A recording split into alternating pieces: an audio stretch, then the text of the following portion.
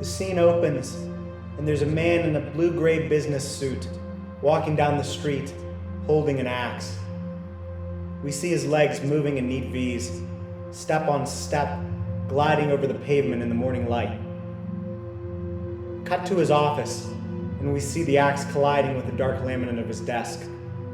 Papers fly in slow motion everywhere, falling leaves of white, yellow, and manila. The first blow hardly pierces the desktop, but the second sends splinters peeling away from a wound that the blade tears open with a dull crack. The third impact begins in a wide arc, the man knocking down a shelf behind him as he raises the axe, before colliding once more with the desk, this time tearing another hole wide in the surface panel. Flash to a pair of horrified secretaries standing at the door, a man behind them dialing a phone to reach the extension for building security. Smash cut to the businessman's eyes, alive with that inchoate dream madness that drives him to smash the axe over and over till his office is in smithereens. Binders splay like slain birds all over the carpet, and keyboard keys come flying from their rows and skitter like shrapnel against the walls. Over and over and over, crashing in mounting intensity, then interrupted by anxious stillness. The man walks out of the office, lays the axe neatly leaning against the door frame, and turns to face his co-workers, huddled at their workstations. There's a pregnant pause, and he parts his lips as if to say something, but reconsiders and makes his way to the double doors of the exit. He turns up the hallway, but hears footsteps approaching on the linoleum up the corridor and decides to turn into a stairwell to exit out the back. He disappears, his feet clattering down the concrete, echoing distant down the 7 stories to the ground floor.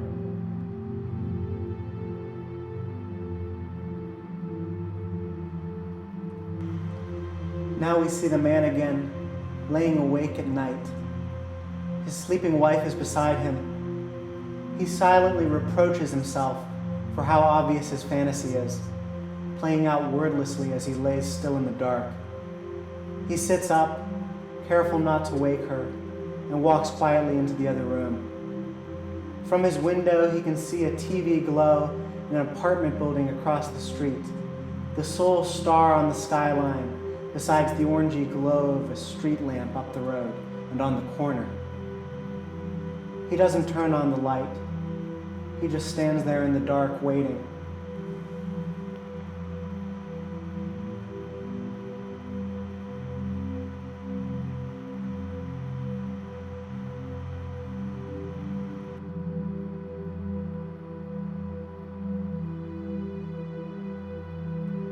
It's 3 a.m., and I'm drifting off in front of the television, dreaming feedback between black and white reruns.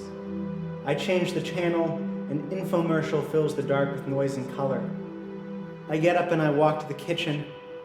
I can smell rice I'd cook for dinner, caked in a saucepan on the stove. From my window, I can see the wall of the graveyard, the leaves of a maple diffusing a halogen bulb and casting shadows back up onto my face. I can't sleep, so I just stand there, waiting in the dark.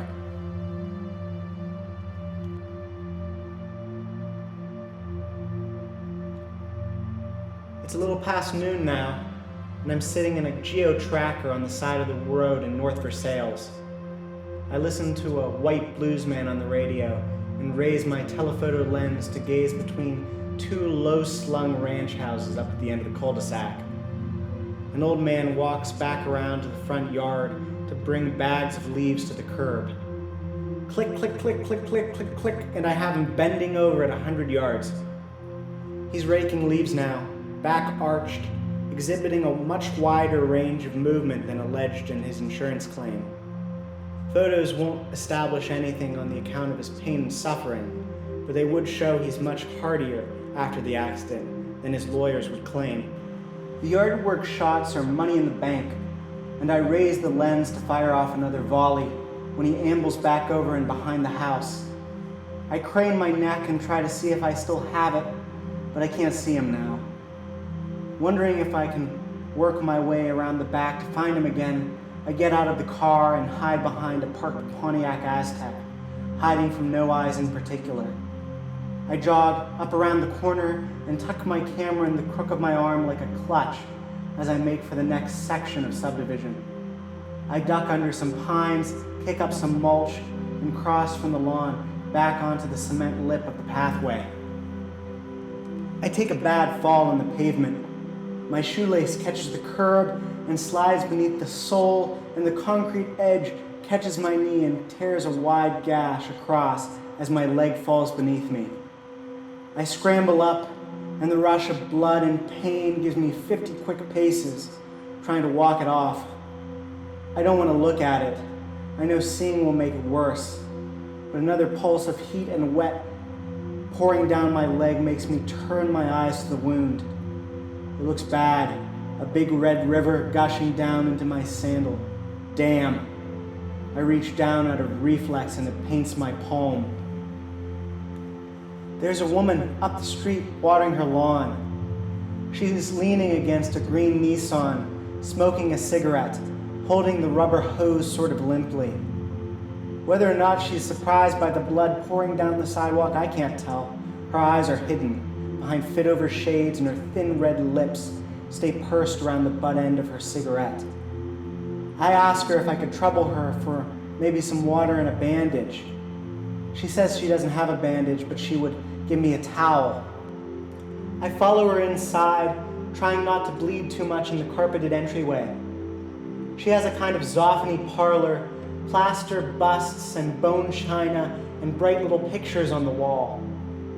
There's a Tiffany beer lamp on a dark maple side table, making a dusky kind of light.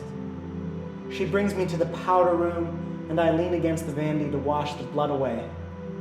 She leaves me to it while she gets a dish towel from the kitchen. I sit on the toilet, pressing a wad of toilet paper up against the cut. I called a plumber to stake the drain, she says. She says, can I take a look at it? She says that it's downstairs in the basement. I blink, and I'm in the basement. I blink, and I'm in my car. I blink, and it's night, and I'm dreaming once again.